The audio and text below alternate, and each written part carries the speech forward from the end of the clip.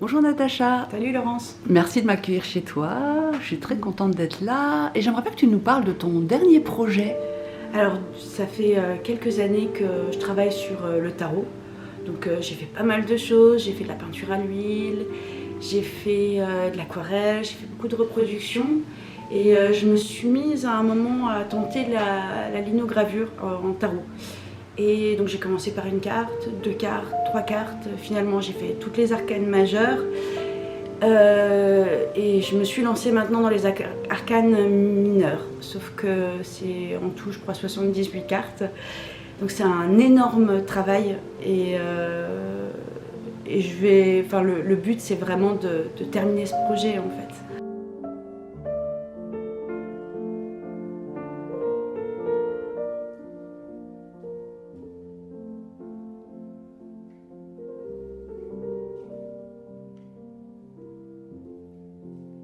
On peut acheter ou se procurer tes œuvres? Alors les gravures,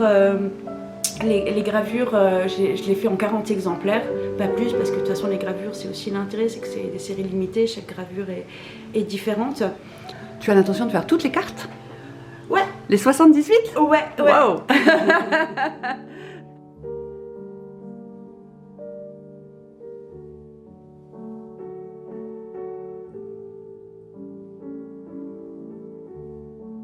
J'ai décidé de faire un financement participatif pour pouvoir, finalement c'est un système de prévente.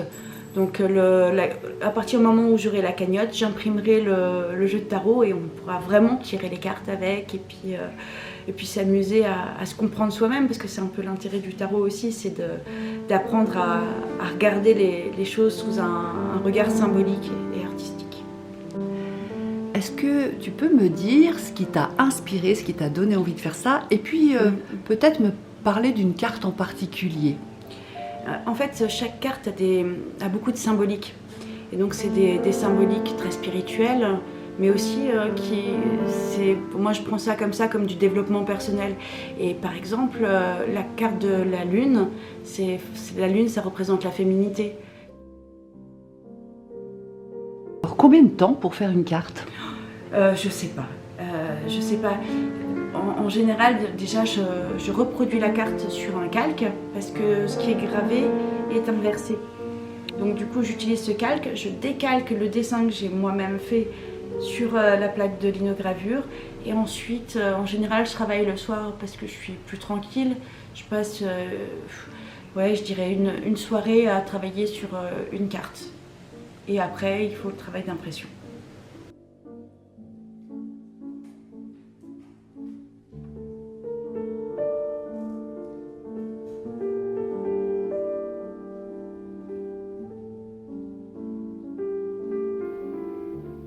Elle réactive également d'anciens dessins, réinterprétés par l'impression en gravure, qu'elle retravaille ensuite pour leur donner une nouvelle vie. Une démarche à la fois introspective et audacieuse à l'image de son univers.